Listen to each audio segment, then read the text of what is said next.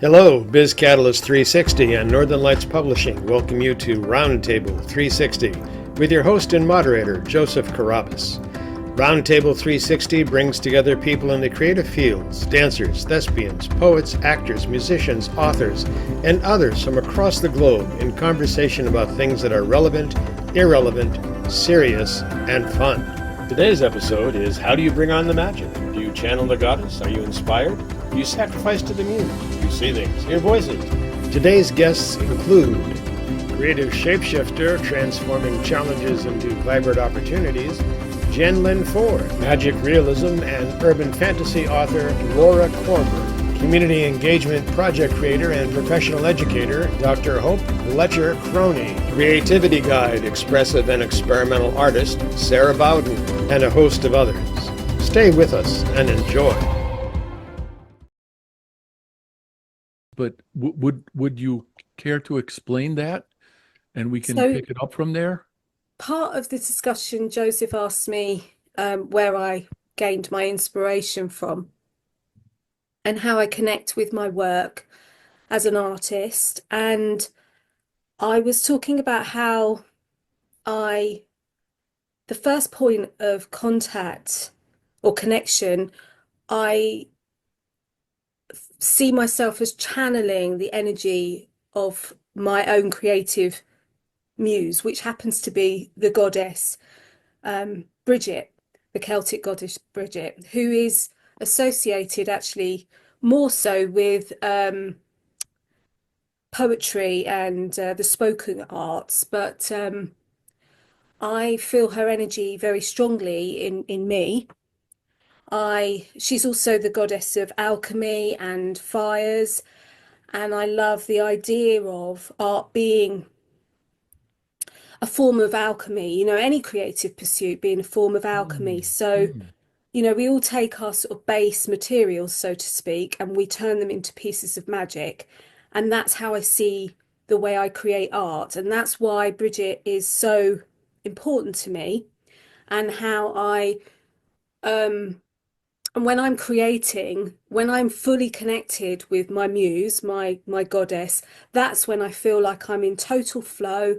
I'm allowing my intuition to guide me and really like allowing a creative energy that I can't even really explain sometimes, because it feels so magical and it takes me out of my head. First and foremost, it takes me out of that thinking logical, you know aspect of the way we think, and puts me into that expressive, emotional, intuitive place, which I think is where I create my best art. And I was also thinking about this subject today, and I was thinking about how I read a book by Elizabeth Gilbert. You may have read it as well. It's called Big Magic. And she talks about how artists and creatives before the Renaissance, they never saw themselves as the person who was the creator. They had a genius rather than they were the genius. And when we get to the Renaissance times, that's when we start to put the artist on the pedestal and we start revering the artist rather than them being the channel for a creative muse or calling. And I think that actually if we return to the older ways and see ourselves having a genius rather than being the genius, having a creative muse rather than being the creative, I think it takes a huge amount of pressure, certainly off of me, I find from my own experience, but I think it would take a lot of pressure off ourselves and reduce that imposter syndrome, and the feeling and the needing to be perfect that a lot of us, I certainly am, plagued with within my creative pursuits at times, or used to be. And I think the part of, not being the person that I think creates, rather the creating through, allowing an energy or creative goddess to come through me, just reduces that pressure to be unique and different and all that kind of stuff. And actually, I end up being unique and different as a result because I've taken away the pressure from myself. So, yeah, that was kind of what I was talking about before, with a little bit of extra things that I've been thinking about since Joseph told me the topic for tonight. Yeah. I just, the thing that occurs to me first, Sarah, is what you said about perfection. And if if there is some creative spirit that's working through us, how do we judge perfection? If we're getting Mm. out of thinking, how do we judge perfection? I guess perfection is a societal thing, isn't it? It's a cultural um, part of us that actually will be different, it'll express itself differently within us all. But I think we're all, well, I haven't come across anybody in my experience who does not have a perfectionist streak to them, wanting to create something that, everybody loves and all that kind of thing, where the ego, I think it comes from ego, doesn't it? It comes from a place, yeah, from ego rather than from the creative spirit. But I think it's my perfect will be different to yours, Mark. It'd be different to Joseph's and all the other people here tonight. So, but I think that when we allow our the ego mind to take over, um, that's when we start to sort of judge our pieces of work against a kind of an ideal or a set of perfectionist values that we have constructed, which will be partly due to maybe schooling and what we've been told. I'd imagine a lot of writers being plagued by not being able to spell at school, or not being able to put full stops in the right place, and therefore they're not good writers. And it's the same with artists. They're told, things like, you're not as good as your sister, she's the arty one in the family, or, or you can't draw, musicians can't, and singers, you can't sing, and all that kind of stuff. All those things lead to that feeling that we need to be perfect instead of just really enjoying what we're doing, which I think comes from when we allow ourselves to let go of the ego mind and allow that spirit and that spirituality aspect to come through.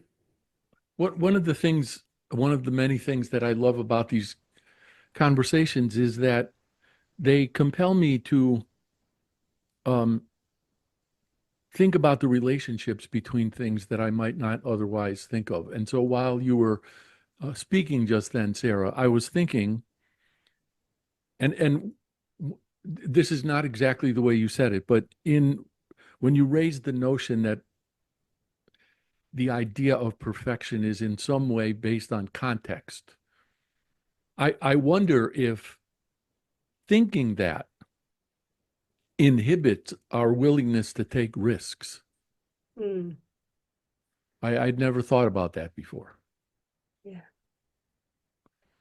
Well, I totally agree, Mark, that, it does stop you from taking risks, stepping out of your comfort zone, um, trying out something new, fear, because it's all based around fear, isn't it?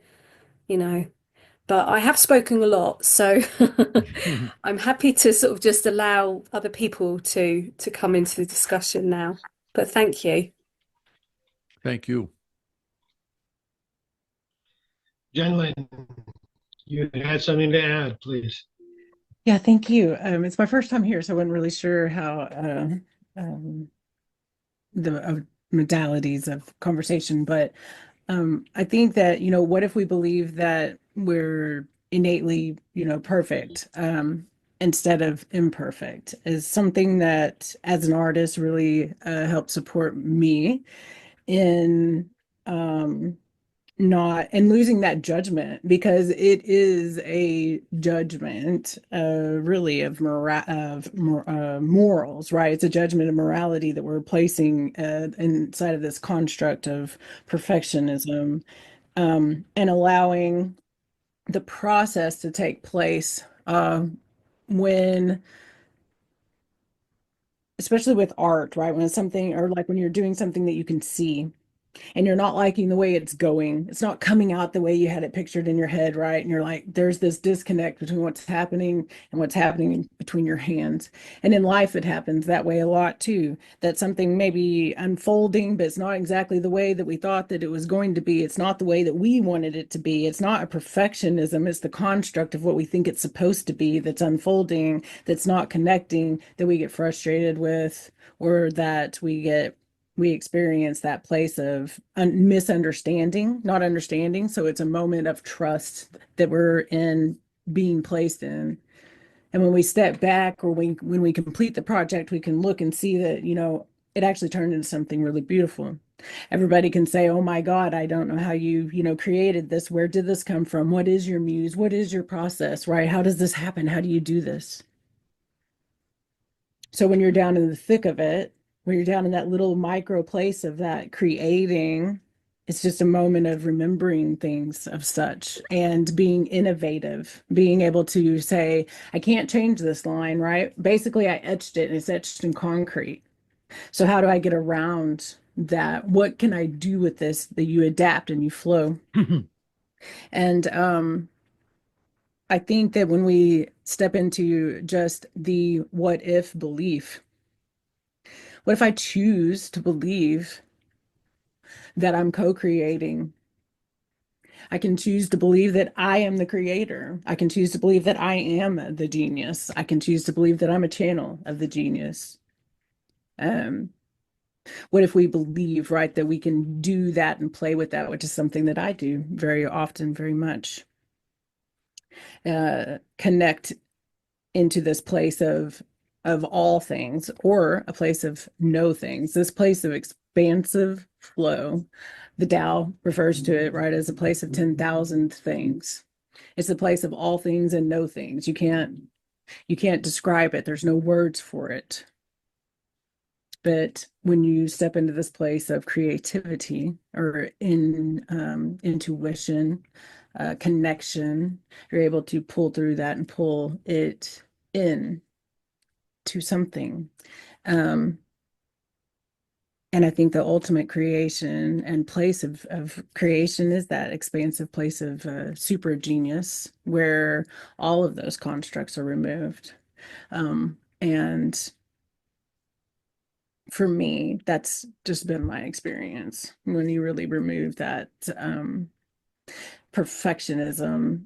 And for me, it wasn't something that I could ever remove. It was something that I actually had to step into, that I am perfect, right? I am perfection, and that each of you are also, right? So then it removes all of that fear, all of the pressure, right? You said, Sarah, of whether someone's going to understand what it is that I'm doing, appreciate it, are they going to like it? Different things like that. So anyways, I could go on and on and on about that, but I've been up also for a minute. So thank you so much for allowing me to share.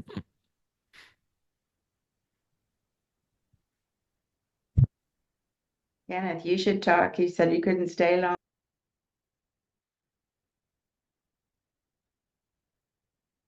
Right. I'm limited in my time today. So thank you. I'm going to just take an entirely different kind of approach for a moment and talk about God. I see creativity as a sacred thing. When I was young, I got rather imbued in Plato and Aristotle and, reading the Greek plays, not in the original in translation, I must admit, but reading them.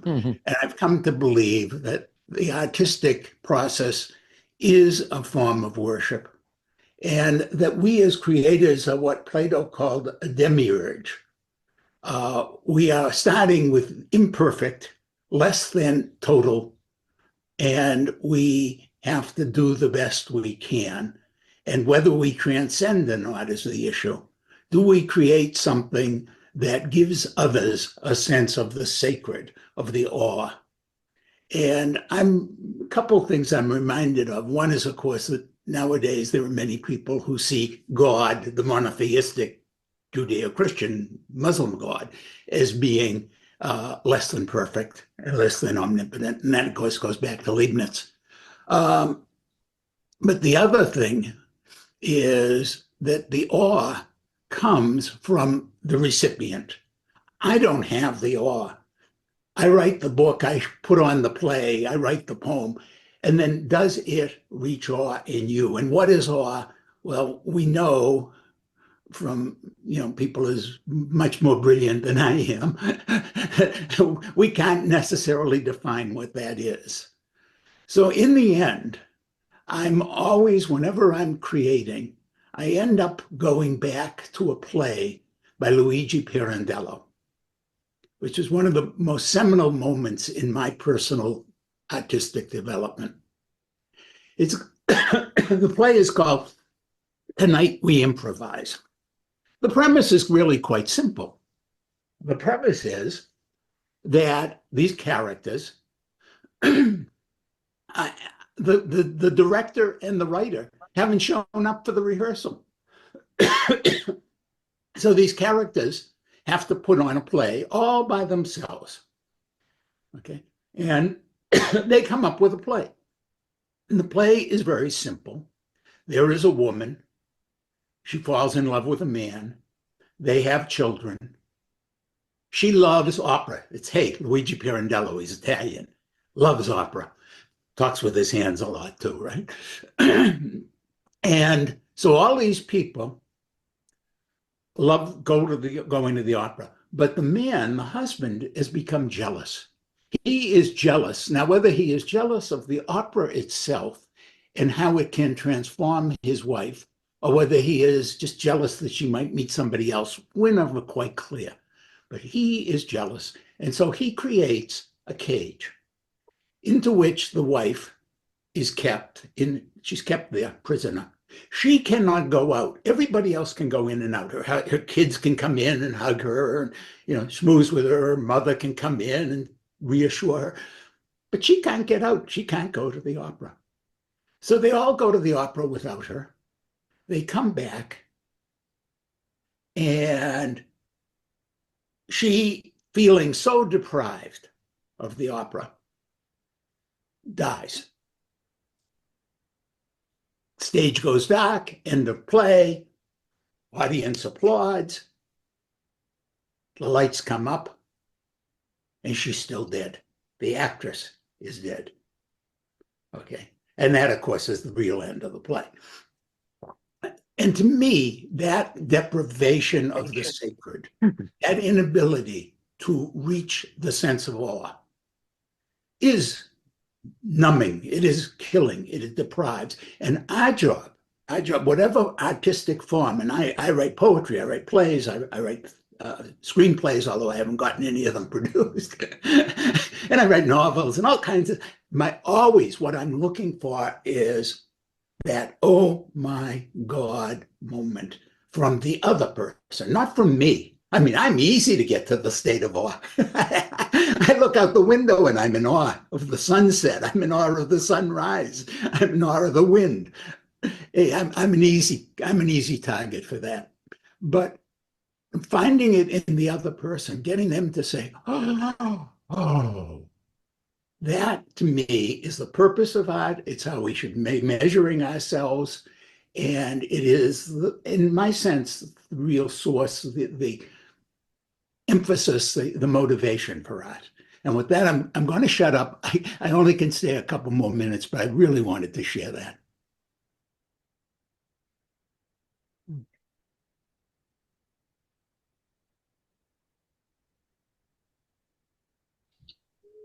Ken, thank you. I hope wherever you're heading to, is fun and wonderful for you.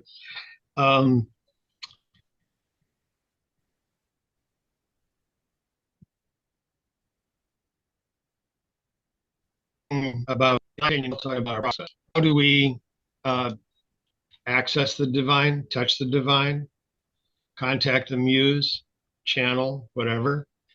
I found some of your comments, Sarah, fascinating because I have trained. I hope I have trained myself. Maybe I lie to myself, but I have this idea of myself that in my work I've learned to lose my ego, because my ego will tell me, "Wow, that was a fucking great line," and then when I'm back to editing, I go, "What does that mean? What was that again? I used to think that was a great line. What the hell happened?" So I have to be careful with that. Something that both Jenlin and you touched on, to me, perfect is the enemy of good enough. You know, when I teach, I constantly am telling people, get it to where it's okay, and let's see what other people think about it. Let's not, keep on perfecting and perfecting and perfecting, because then you're walking around with the Mona Lisa in your pocket, constantly adding a touch, changing an eyelash or something like that. And it will never get on the Louvre until after you're dead. And for Ken, the line I like about awe is that it's the world between what we offered and what they accepted. There's that expanse, if you will, between, and it's basically, and it's an emotional landscape, because awe is an emotion. But regarding process, Mark asked me a question offline about creativity, about, accessing creativity. And it occurred to me that I distinctly remember when I was back in the day developing technologies, being incredibly creative, unbelievably creative. And I got back to the mindset of how I was creating those technologies. And I realized it's really no different than when I'm sitting down composing a novel, composing a story. Honest to God, it wasn't. It was mathematical as opposed to words, but math is a language. If you learn the syntax and the grammar, you're a mathematician. Congratulations. What I got from that is, I don't think people who are creative, however their process works, honest to God, I don't think it's limited. It may be limited by training, but I think if you are creative on the page, you can probably be creative on the music sheet, on the stage. You may need training. That goes to the context and what society decides. I think a lot of that is, how many in the world of writing, how many world-class novels throughout time were considered trash when they were first published? How many great pieces of art were people looking at, scratching their heads, and unfortunately waited until the artist had passed, and then it's like, oh my God, I need to fill a gallery with these. So I'm not sure if creativity, whatever our process is actually limited to a single discipline, because I think the gift of creation, I was going to say act, but I think it's more like the gift of creation, is in there, and then it comes out as however you have been trained to exercise it, to let it flow. Because I do believe creativity is a flow state. As Mahalik Csikszentmihalyi in his books wrote, it's once you get into that state of flow, I can't stop. I had to take time out from composing a chapter to do this. So you should all be grateful, because my characters are all waiting. Anyway, thank you. Who wants to add now? Come on, someone else put their hand up here. Yes, Donna, please. Unmute Donna. Hello, someone's vacuuming behind me, so I have to be judicious here. I wanted to talk about creativity in a little bit of a different way, starting with childhood. You know, everyone says that children are born creative and that it's sort of hammered out of you by school. Well, I decided I wanted to write mysteries when I was 10, and being a very stubborn kid, I never changed my mind. When I became an adult, I realized why I chose that. And one of the things that I believe is that to be happy, you have to choose an occupation that uses as many of your talents as you can find.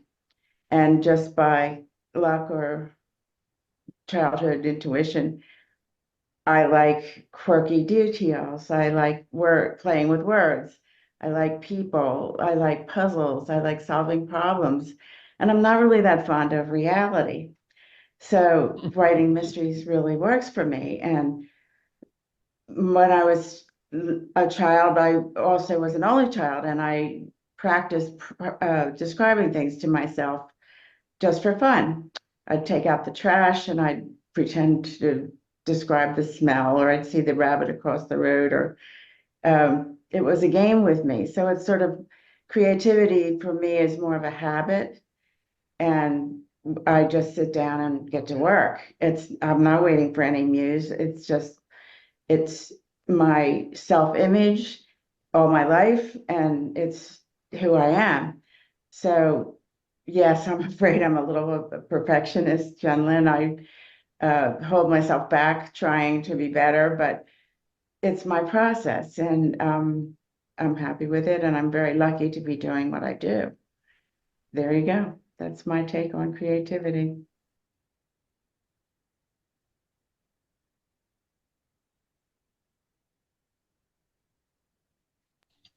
Jen Lynn, please. I had, what if it's not a gift, right? But it's a skill. And it is something that we can, everyone can learn to practice, rehearse, and repeat. Essentially, what we grow in and what grows us in life, physiologically and is repetition of things. So when I was young, I would there would be the stars would align, right? It was the right feelings, the right emotions, the right temperature was in the air, right? For me to be able to channel and put out something forward, right? Able to birth something in the fields of creativity. Then I learned, and then, to do that through connection to certain energies, goddesses, animals, plants, whatever it was that I wanted to, connect to, which is something that I still do today, because ultimately it's about connecting and learning to connect. And now, because I then brought it into this place of consciousness, of choice, of mindfulness, that every single day I'm going to do this thing. Every single day, creativity is a part of my life. And for those of you most of you actually don't know me, that's this. You will never see me looking the same way twice, because I myself and my art, and I turned myself into my art so that I could move through and be that living, talking, breathing piece of art. And I really can put that to anything, kind of like Joseph was saying, right? That once you learn it, then it's just a matter of learning the language, learning the ambiance, learning the tools. And I really think that it's something that any of us can do. We can, tap into that place because it's inside of each of us to be able to be creative, imaginative, to experience awe, joy, um, um, suspense, right? Like what is that? What does that mean? Ooh, I love that. She left me on a cliffhanger. I already just listening to Donna, I'm like, ooh, I got to look and see what it is that you've written. I want to read what it is that you've made, right? And Sarah, I'm very interested and I can see this beautiful piece of art behind you and assume that you created that, right? And I think that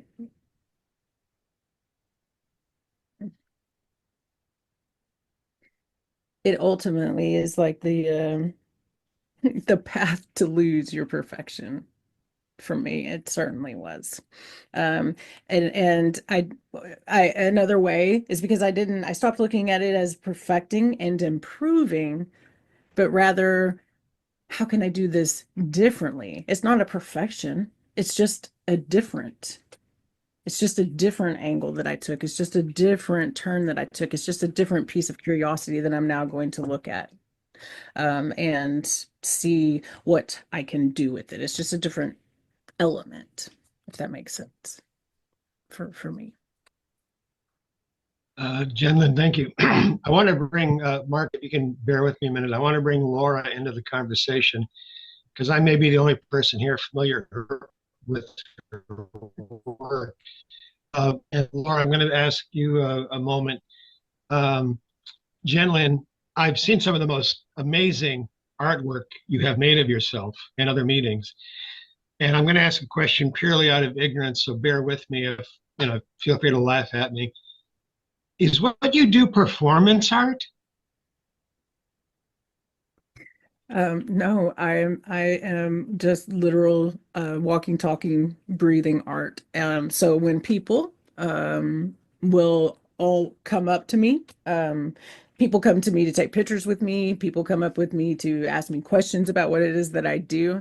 And it's a way of connecting. It's a way that I use to connect with people to really get down to the core of them, right? When they say, I wish that I could do that.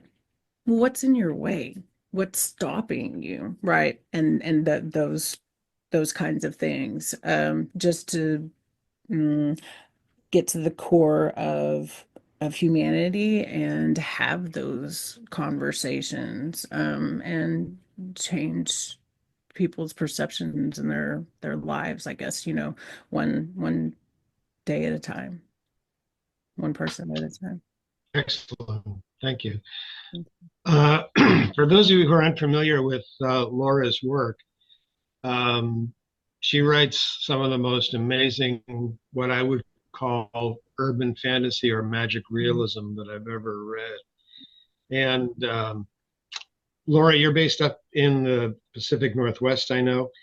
Could you share a bit about how you create your worlds? Because they truly fascinate me. They're very immersive to me. Can people hear me? Yes. Okay. I'm one of those technologically impaired people.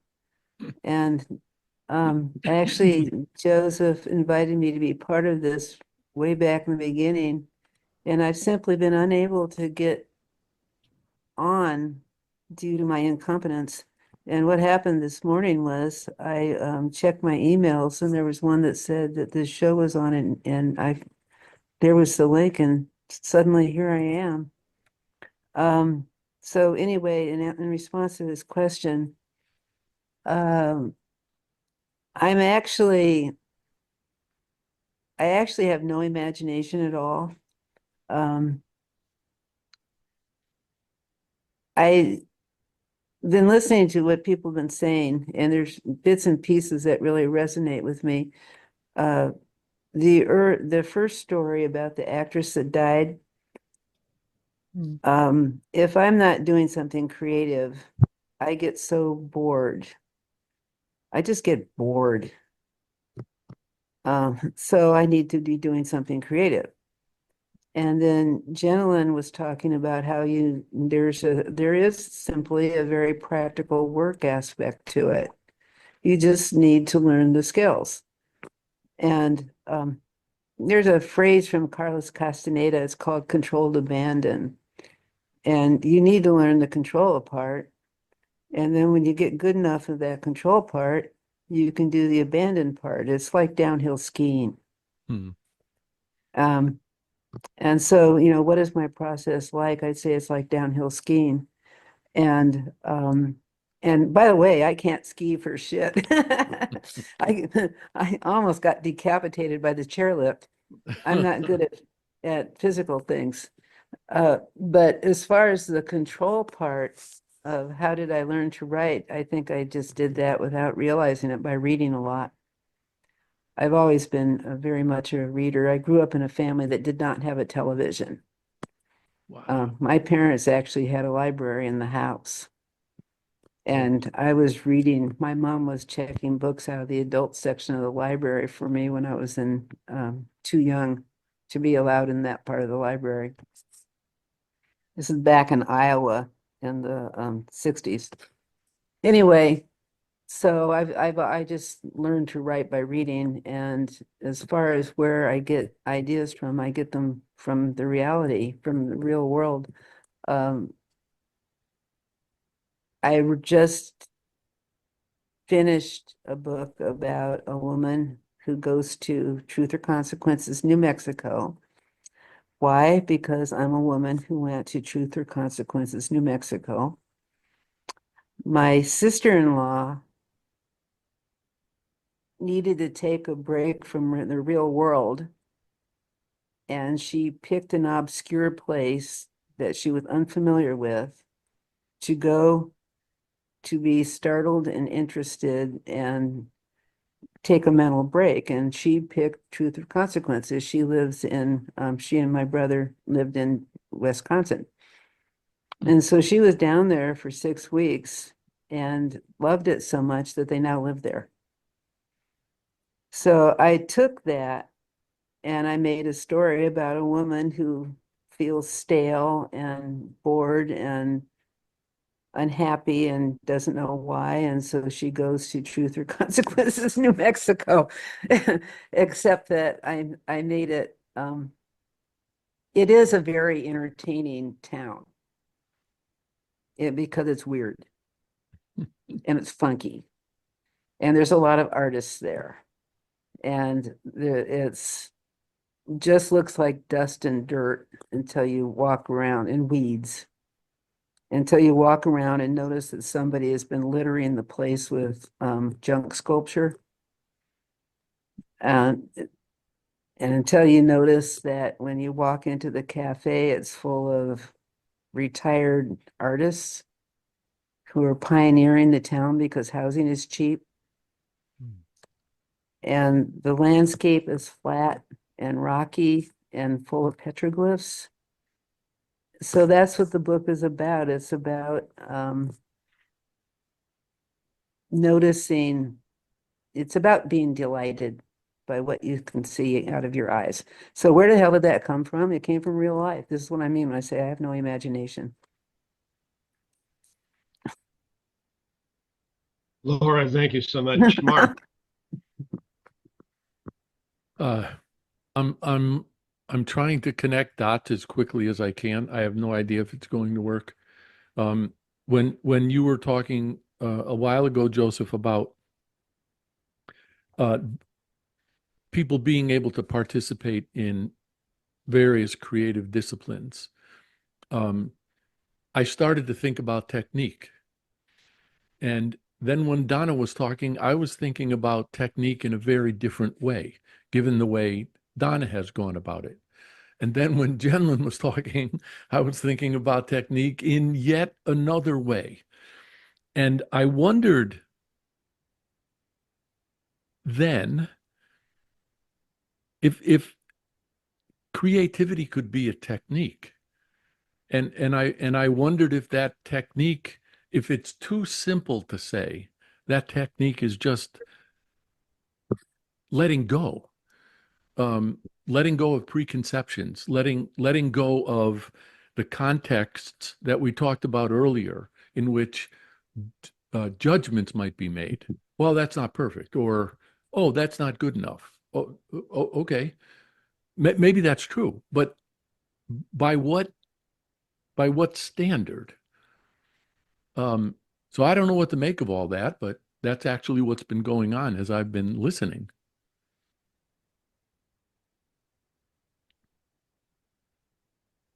Can I respond, Who was that? Laura?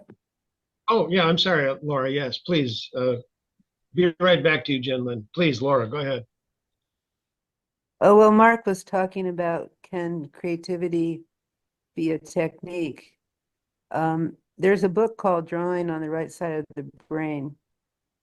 Drawing And the on the right side concept of the in that brain? book, right, and the concept in there is that creativity can be taught. And the way it's taught in the context of drawing is for a person to actually look out their eyeballs and actually see, rather than having what they see be influenced by the sort of stereotype, dumbed down, simplistic images that you develop in your head just as a way of getting through life. Hmm. And so if you're actually, it does exercises about this. So you can learn to be truly looking at things rather than seeing the image that's already in your head.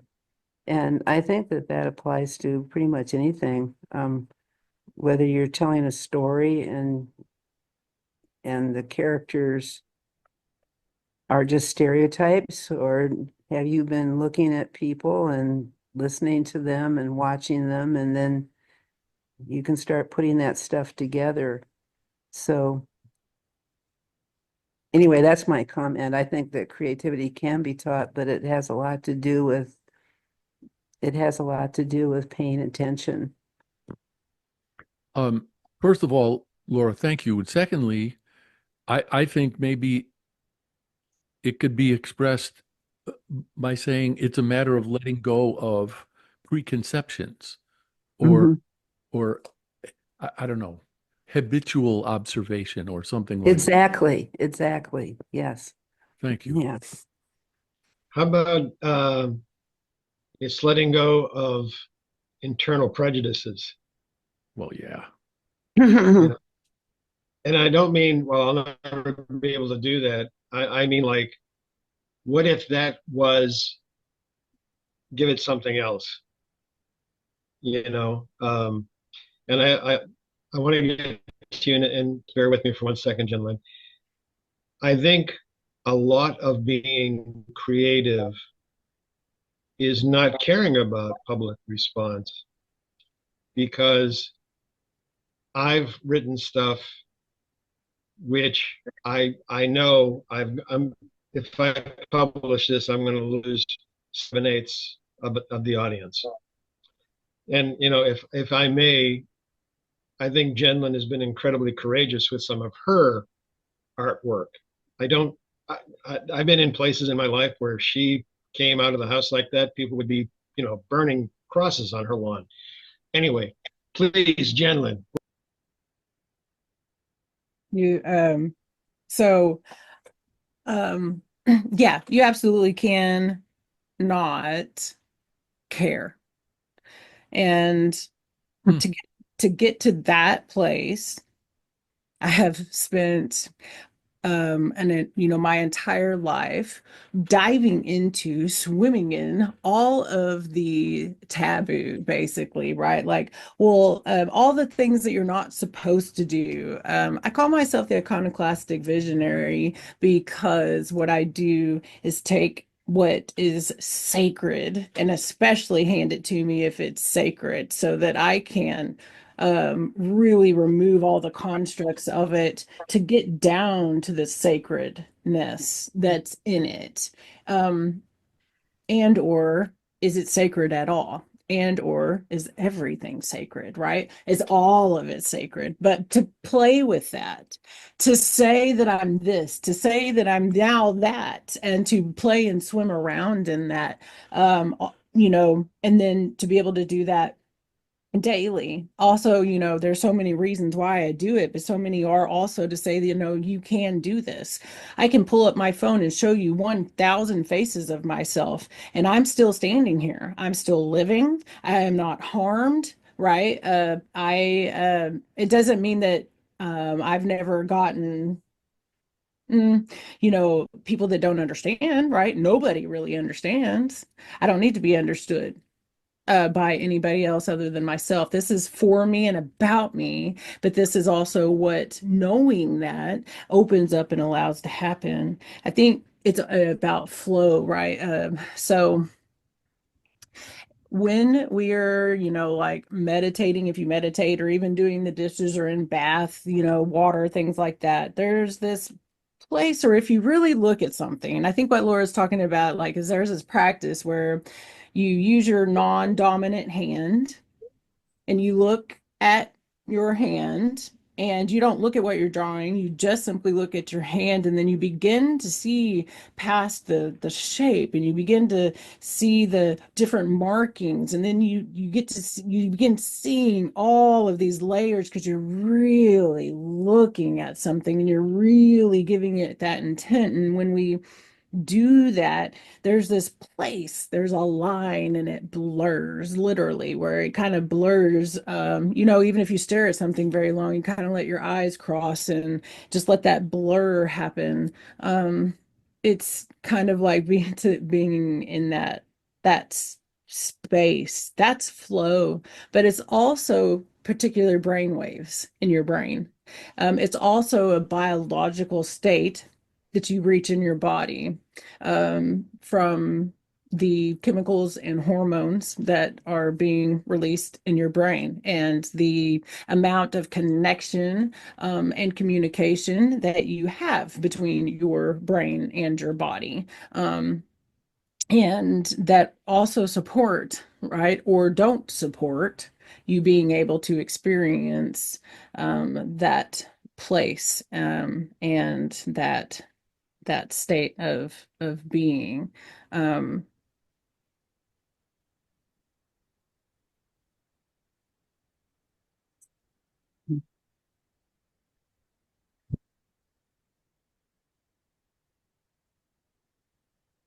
Donna had her hand up. Are you raising your hand? Do that. So I just had, I have a story that might apply. It's on my website under my bio, and it talks about a fisherman's wife who lives next to a young woman who dresses up every day into something different. A nun, ballet dancer, whatever it is every day.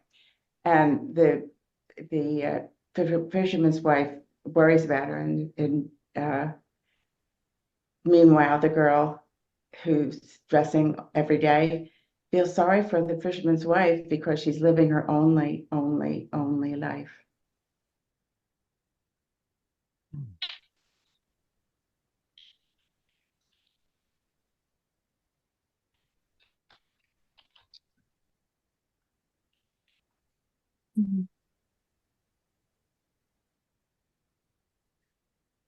Um, I'm gonna guess that Joseph is frozen again, and Sarah, you're on mute. Oh, yes. Okay, there we go. I've got yeah, I think I clicked it twice. It's just been such an interesting discussion, and so many things are flying around my head. I can't even quite make up my mind which points that I want to talk about, because there's so many things I want to respond to. Um, I was really interested in what Laura was saying, and I sort of think of that as curiosity. Creativity for me is curiosity, courage, and connection, the three C's, but it's also play. It's just bringing play into your life. I hear that through what you're doing, Jen. You're playing around with your image, you're playing with who you are, and it must be an absolute delight to do that with yourself, which is something I'm thinking I'd like to do more of. Just listening to you, but and I remember with my children when they were little, and they play and they dress up in different clothes, and how they were able to be different people at different times in the day. It was just really wonderful. But yeah, I mean, for me, it's about like, 'cause I teach people creativity. I teach people how to access their intuitive, creative processes that are unique to them. And it's all about, in my experience and what I teach, and is to get yourself back to that childlike spirit, where you can play around, you can, just get the wax crayons and just scribble on the page, and and splash the paint around, and just be really wild without thinking, am I using this correctly? I know we've talked about technique, and I know it is important at the right places, and all that kind of stuff. But I just get my people that I work with to just play and forget about what the rules are, because when we think about our 3 to 5 year old self, which is apparently our most creative selves, because Hmm. we're really in that state of inner child creativity. Um, I don't see any of 3 to 5 year olds going, how do I use this? They just pick the pencil up and they go for it, don't they? And I'm also always reminded, when I think about my own creativity, and my art, I think about cave people, painting on cave walls. And I think nobody ever said, am I using the right surface? Or am I mixing this color up correct? Or do you think this I'm wondering if they ever said, do you think this looks like a bison? It's like, oh my God, if I put my handprint here, I've lost one of my fingers. Does that mean it's not my handprint anymore? I don't think they were plagued by the same kind of things, the self-doubt that goes through our heads, or were they? I don't know. That's something to think about.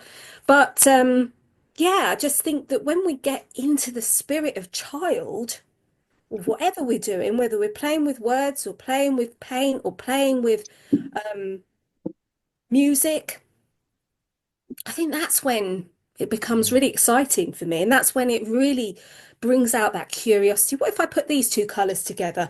What if I, you know, use a dry brush here rather than a wet brush? What if I splash a bit of ink? What will happen now? And like you said as well, Mark, it's about letting go. And it reminded me of another aspect of creativity, which is about trust and surrender and not worrying about the outcome.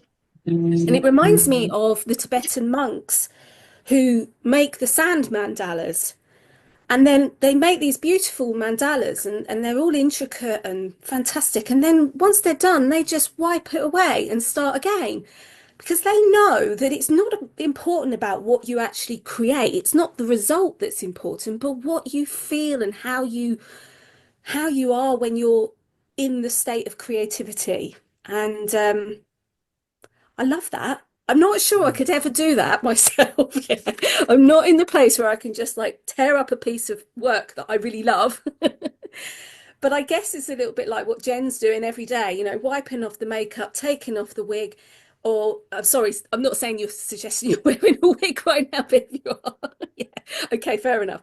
I got it right. But and then starting again and seeing yourself as that easel, and that place from where you can create from. And I think when we can get to that state of trust and surrender as close as we can as possible, where we know that there's this like vast abundance of ideas that can come to us at any point in our lives, that's magic. That's the magic for me, being a creative. And it's a really beautiful feeling, and it's like a magic porridge pot. It's like the more I let go, the more creative I become. The more creative I am, the more creativity I create. The more I create, and it's just amazing how many ideas you can have. And yeah, and I just want that for everybody, which is why I do a lot of this teaching, because I just think it just helps every part of your life to become more creatively thinking around how you parent your children, or how you create a dinner in the evening, or how you walk through the park.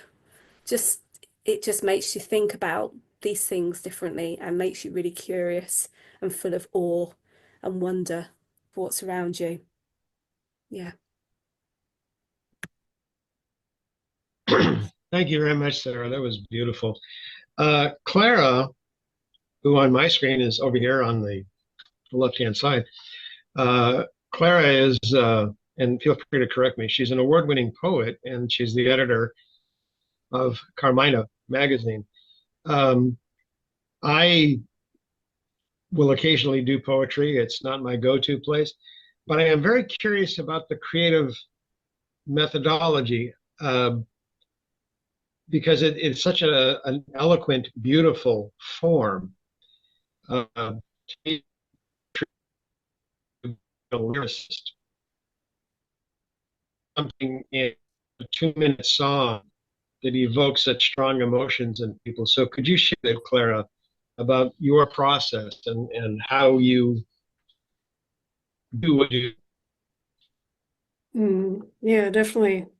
Part of your question cut out a little bit, but I think I got the gist of what you were asking.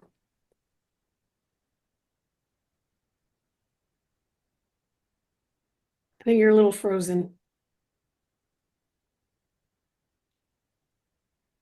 Is Joseph frozen for everybody else? Yes. Yes. Okay.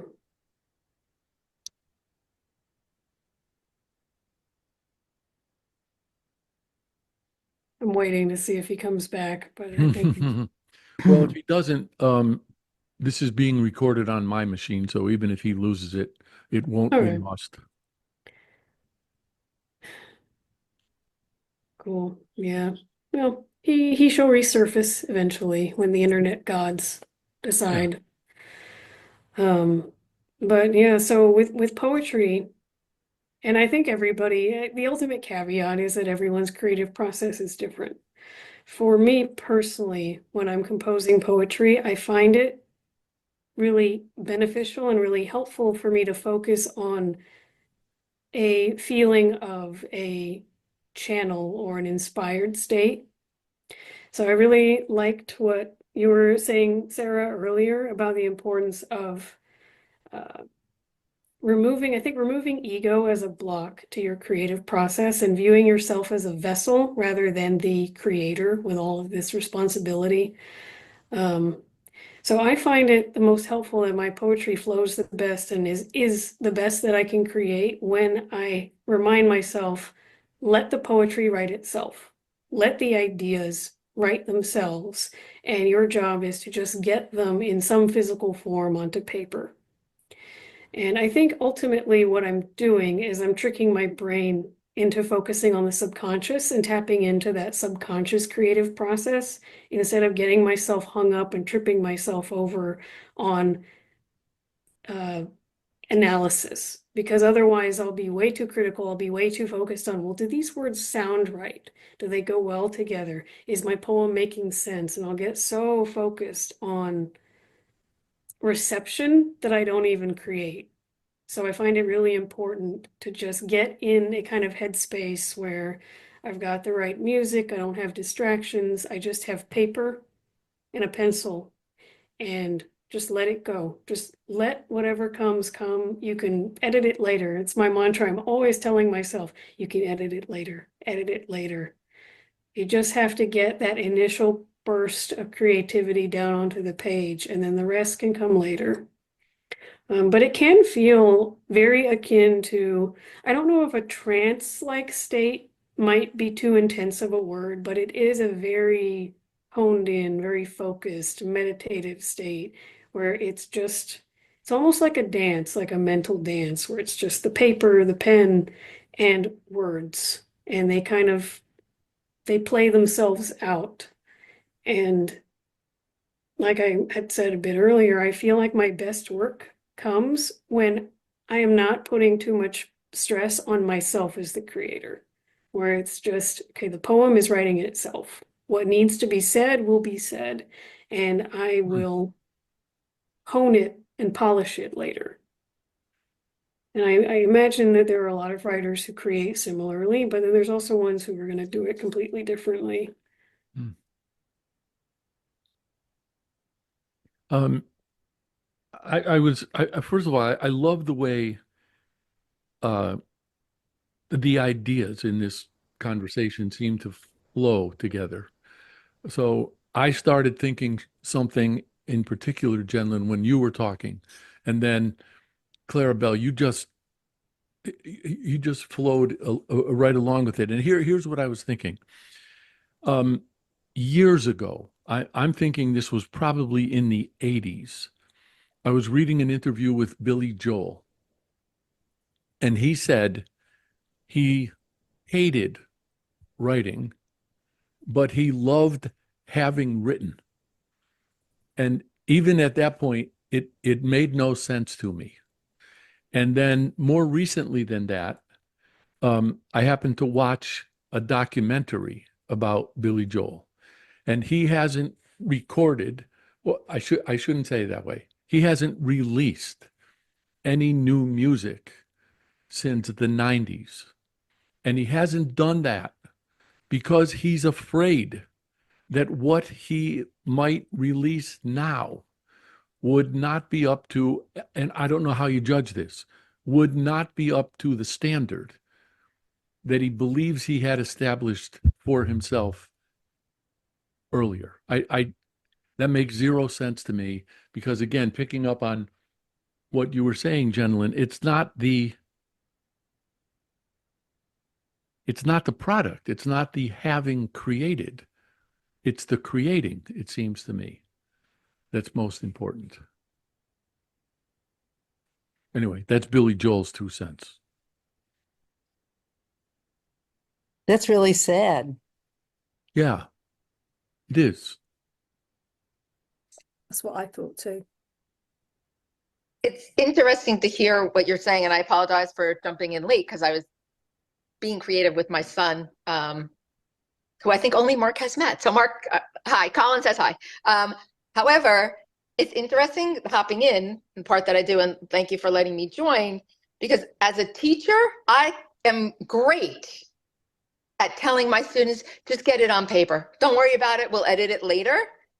It's much harder for me to do that myself when I'm the painter, the creator, the author, but I've had multiple people visit classrooms and schools, and they're like, man, the kids are just like, they feel so comfortable doing it. I'm like, yeah, we'll worry about it later. But I have much more of the internal critic for myself.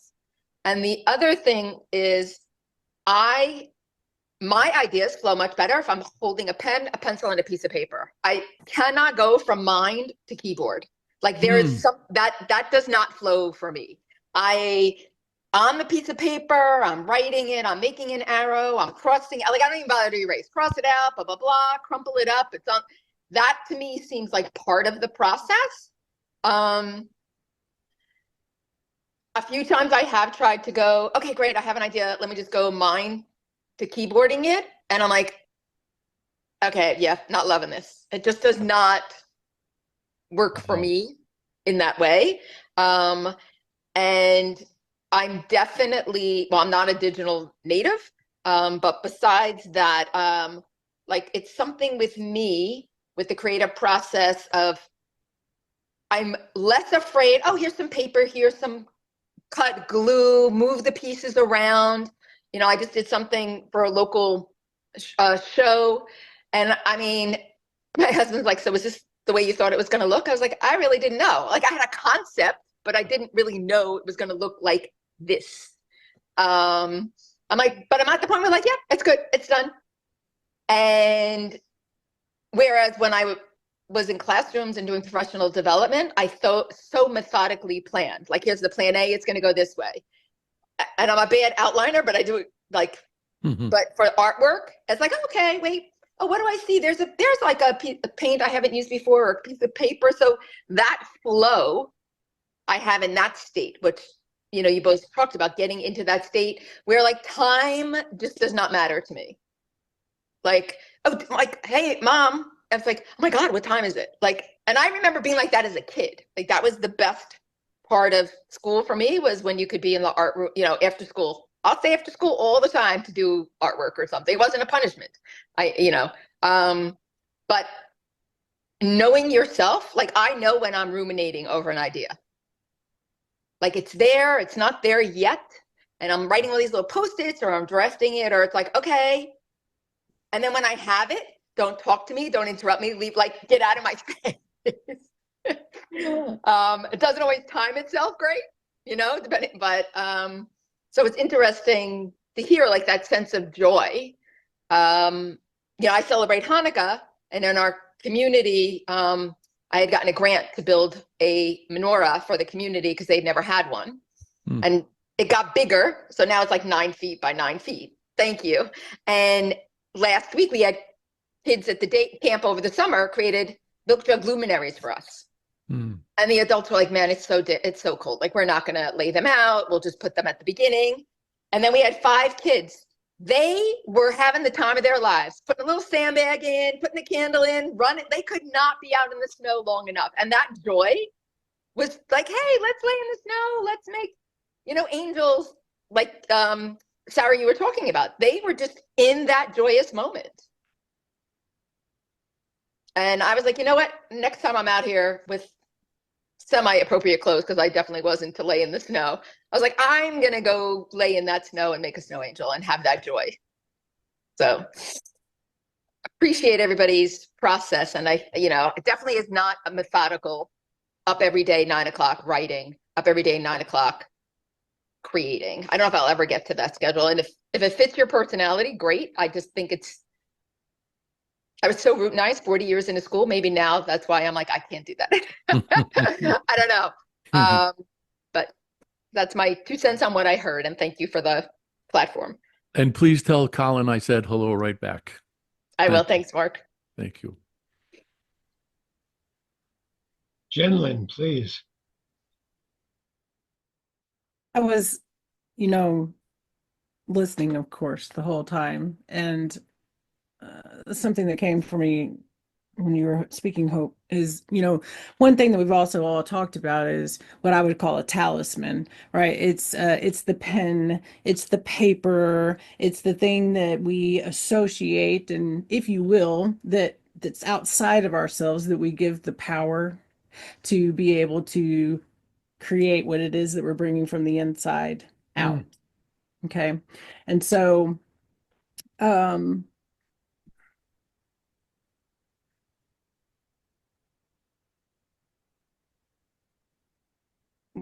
what I think, I just had a moment of realization for myself, right? And just in my own process. And thank you also very much, you know, for sharing everything today, because what I have done is made myself the talisman.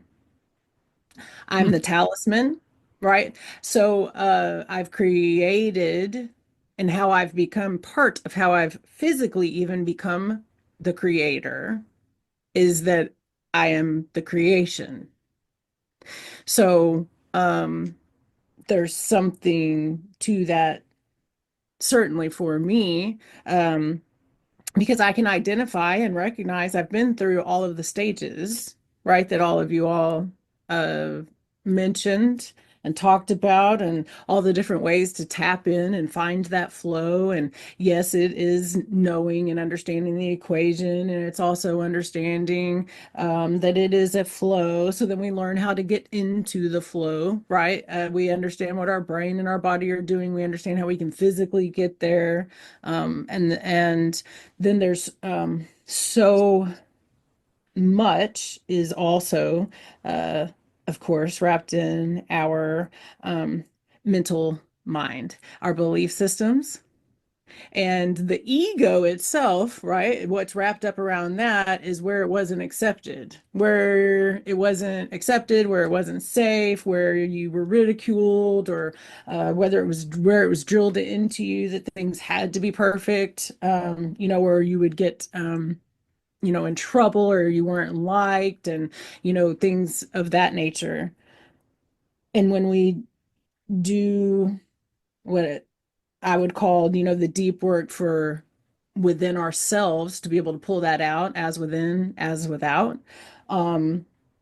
as we go along that path, we slowly but surely lose all of those needs and attachments and we create our own safety around those, things, so that if somebody ridicules me, for example, it really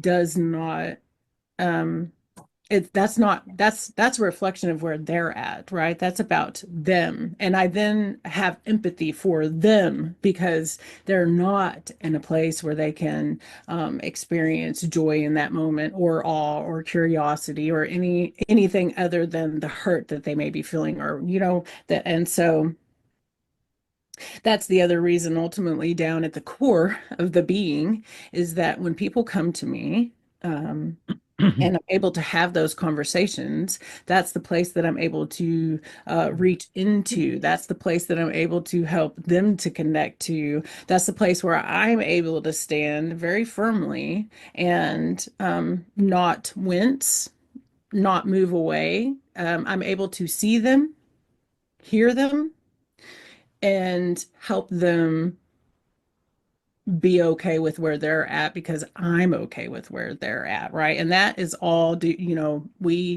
um that's being without judgment, without all of those judgments. And then until we can learn how to, however that may look for each of us, until we can wrap around our thoughts and our beliefs and our judgments that we have, only then can we do that. So the talisman is what really, stood out for me, being able to be that magnet purposefully. Instead of running the other way, I am drawing people to me, no matter Thank what you, state of Jen. being they're in. Yeah. Thank you. Mark, please go ahead. Are you sure? You had your hand up first. Yeah, but let's face it, my internet is so flaky today. I could be, gone in the middle of a sentence, and you're all going, "Wow, that was going to be profound." So please go ahead. All right, and all I want to do is just say that it happened again. When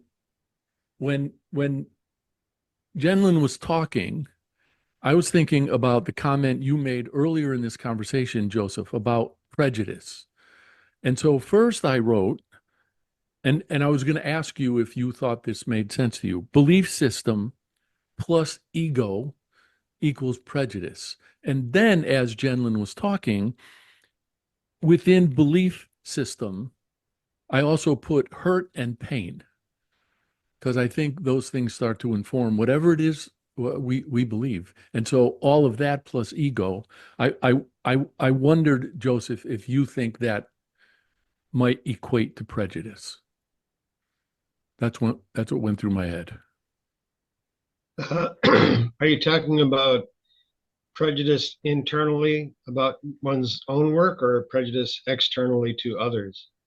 Whoa, I think maybe I'm not sure they're separable, because I have a feeling that whatever it is, whatever our prejudicial takes might be on other people, will influence what we create anyway. A lot of thoughts here.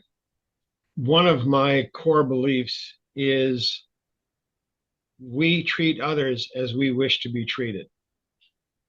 So if you're a prejudicial person, you basically you're stating that you are someone who's willing to accept prejudice in your life. You're stating that you're someone who's willing to be reviled and made an objectified. But that this conversation is going around the concepts of creativity, and I think that is so powerful. I know some professional, well-recognized authors who their process is they get up at sun 30 and they work for 4 or 5 hours,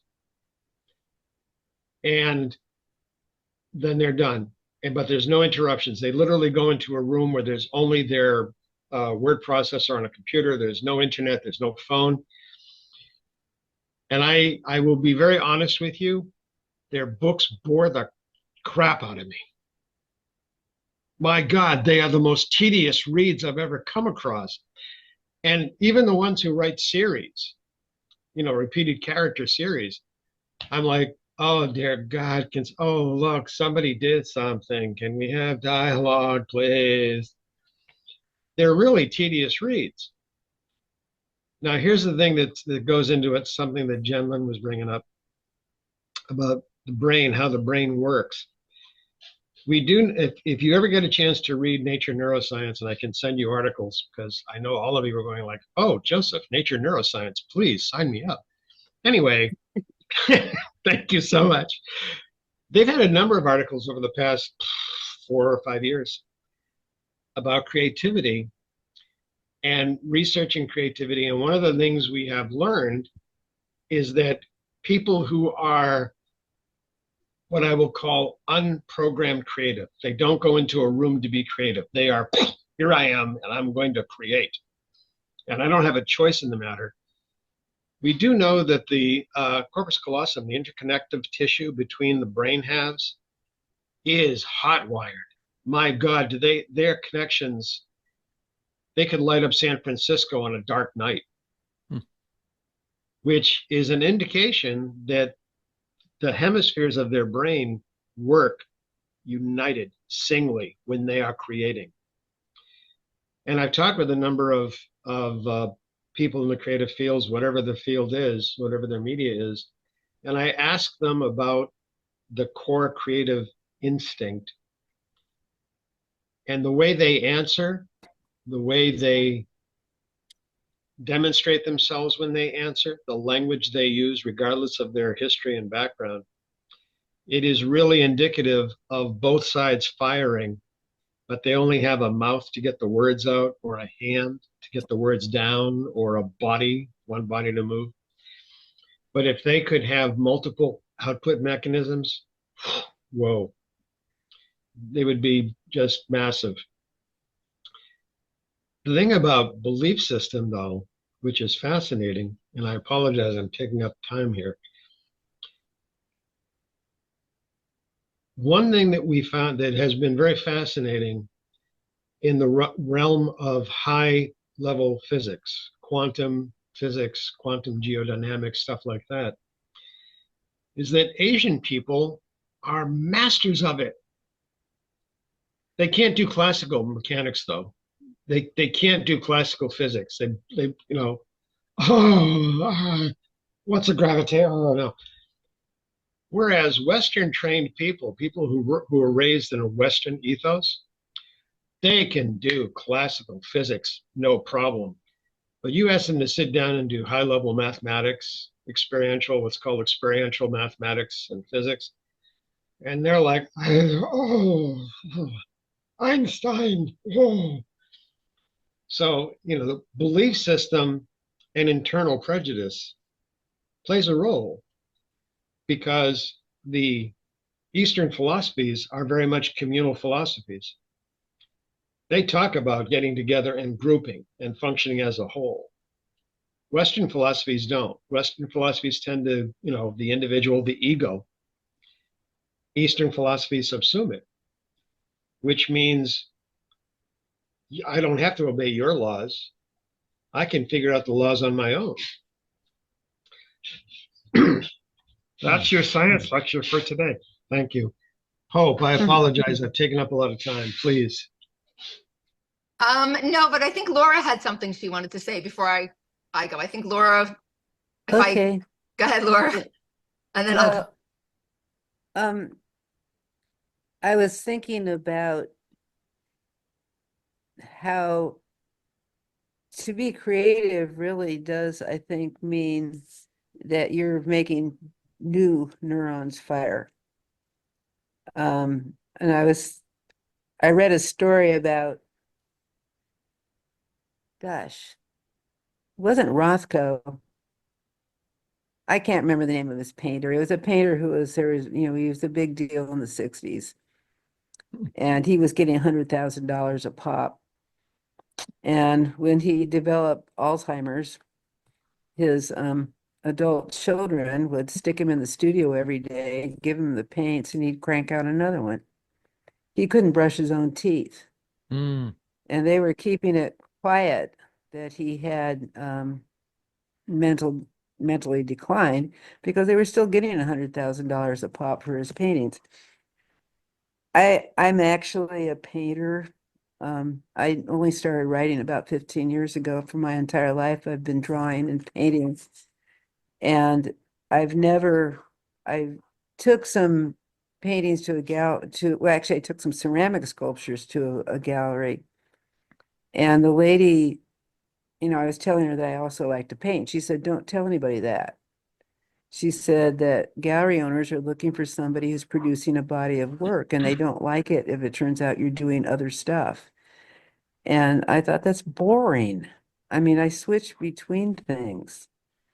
I don't, and for a while, actually, I was painting on ceramics. But, the point is, I guess well, maybe this is what happened to poor old Billy Joel. Frankly, I never thought he was either a good singer or a good songwriter. It's, fingernails on a blackboard. But the point is, apparently, he feels like he can't create anything anymore. It sounded like the expectation is that he would have to do the same thing. And he doesn't want to do the same thing. And so he's stuck and he's not doing anything. I just really object. You can see when somebody isn't being creative anymore. They may be producing something that's actually fits within, you could, with both visual art and with writing, there are technical skills. And there are technical ways that you can evaluate the work. And it is possible to produce things that are at a very high level of technique. And, the composition of the painting could be, it's a quality composition. The color choices could be, you could use the language of art to evaluate the art and say, yes, it is. In terms of all the language of art, this is a wonderful painting. It's the same damn painting the person's been painting for the last 30 years. And you can tell, So anyway, that's what I wanted to say is I think that, you have to be able to do something. You have to be a good lateral thinker. Agreed. Okay, hope I'm finished. Thank you, Laura. Oh, please. When you said prejudice, I thought of a conversation I had over the past few days, and that I've been having with other people and internally with myself. So I've experienced some anti-Semitism, which made me waffle in am I going to be creative and put it out there? Because am I strong enough if someone makes a comment about it? And it was, I don't think I'm there yet. I'm doing it more like I submitted a poem that I wrote to Dennis of Biz Catalyst, and because it just felt safe, okay, to do that. I don't know yet, and yet that's like a conflict for me, because I feel somewhat, I wouldn't say religious, more discovering a different spirituality, and I'm like, oh, okay, I can do this. I can like flow in a different way or touch things. And yet I am like, okay, how I'm more concerned, or I don't know if I'm more concerned. I'm projecting onto myself. Maybe, should I put it out there and naysayers or, I don't know, whatever the right word is, like, be damned. I am not that strong yet that I would be like, oh, just let it go. Like I would feel it very personal, of not so much that they may even like what I paint, like what I craft, like what I write, but that remark that could be cutting is something I'm just like, I'm not at a place where I could say that's on them. It's a reflection of who they are. I would take it like, oh my gosh, like, how can you, and some of it is projecting. I don't even know that will happen. But I definitely, in my Judaic like inkling to do some artwork in a very broad sense, multi-medium. I sense myself holding myself in rather than saying, be damned, I don't care. Like I need to create this. I need to get this out.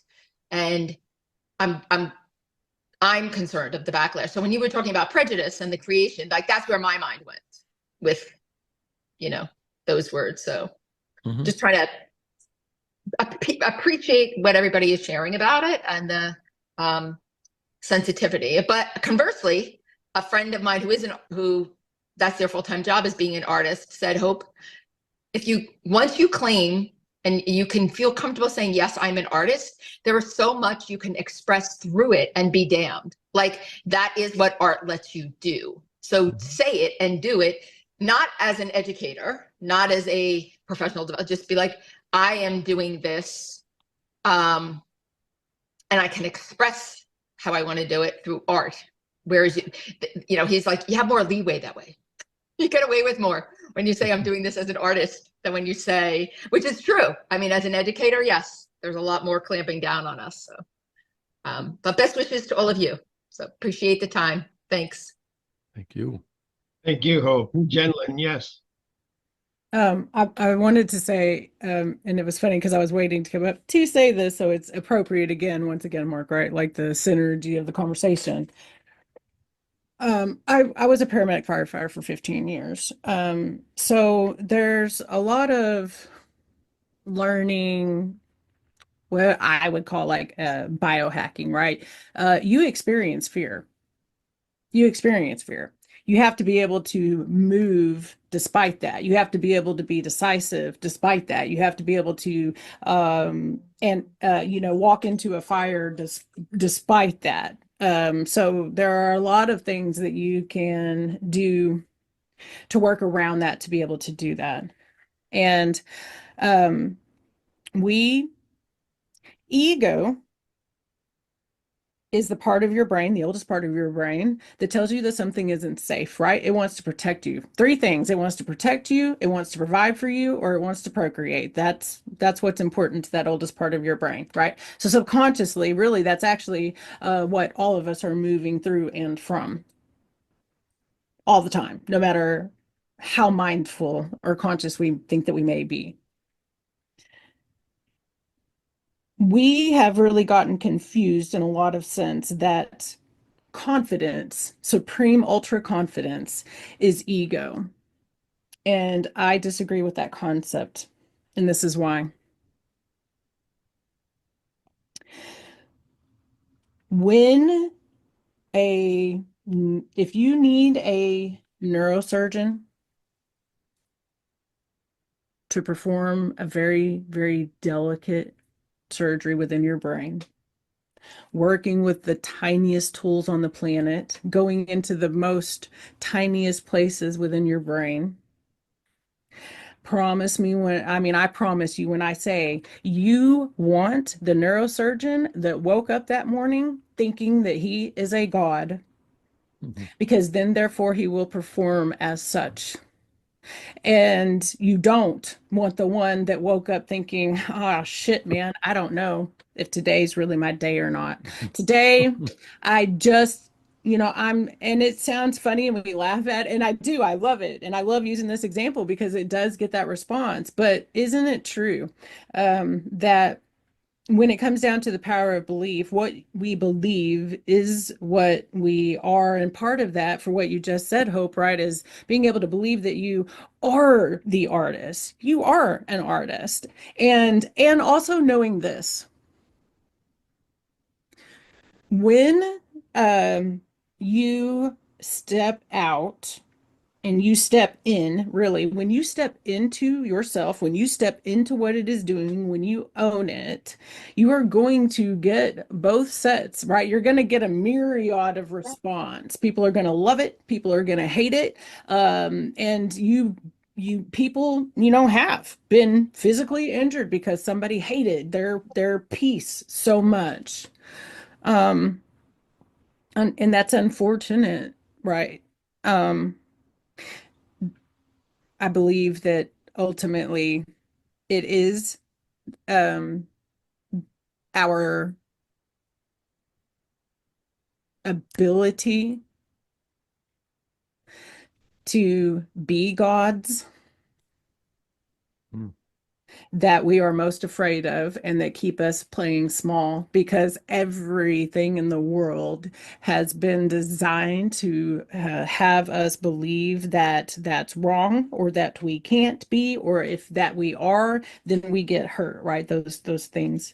And so I believe that we are moving into this place of multi-dimension, right? And so with industrialism, we used to, and especially with industrialism, we all learned to hone down, niche down, hone down, be one thing, be one thing. We can only be that one thing, right? Like you said, you can only be known for this one thing, or we can only be good at this one thing. We don't have the capability of being really good at more than one thing. Well, and really, that's my mission. That's a bunch of BS. And we're all multi-dimensional, and we're all capable. And I ultimately help people wrap around that multidimensional self. And I talk about it in the sense of being niched, but I call it your muchness, right? We are meant to be that muchness. And stepping into that muchness does take a lot of courage. And so hope, especially, right? Being in the constructs of all the different places you've been. I just wanted to encourage you on that. And just like, that's the part that's the owning it part, right? And we can be or believe and say, like all of those are our own things to believe. I can just speak for myself personally. I am the creator. I am God. I create my day. I create my life. And when I go to Walmart, I don't have to worry that there's going to be a parking spot, that if it's going to be in the front or not, because it always is, because I create that in my life myself. I don't have to worry about that or question that. It's there because I wrote the script. And there's a power that we each can step into to believe that or not. And ultimately, that changed my life. That's the power of art. That's flow. That's creativity. And that's ultimately how it changed my life. And thank you for letting me get really kind of off on a passionate place there. I don't know if Joseph is going to be back, and I know that we're 5 minutes beyond our time. So I'm going to take the liberty of thanking you all. This has been a terrific conversation. I usually consider a good conversation 1 page of notes. I have 2 pages of notes. So thank you. And I'm sure Joseph will be following up, and there will be updates in the Facebook group. So thank you all. And Happy New Year. Thank you. Same to you. Okay. Happy New holidays, Year. everybody. Yeah, Whatever happy you New celebrate, Year. enjoy, and may it be peaceful. Right back at you. Thanks, everybody. Bye all. Bye. Take care, Bye-bye. everybody. Thank you for watching Roundtable 360, where creatives from diverse fields and across the globe gather to discuss what's relevant, irrelevant, serious, and fun. Roundtable 360 is brought to you by Biz Catalyst 360 and Northern Lights Publishing. Our shows are taped the last Thursday of every month at 7:30 a.m. Hawaiian time, 10:30 a.m. Pacific time, 1:30 p.m. Eastern time, 6:30 p.m. London time, 19 hours 30 minutes Central European Standard Time, and whatever time that converts to, wherever you are. Please join us at http://nlb.pub/roundtable. That address is on your screen. See you next time, and until then, stay well and safe.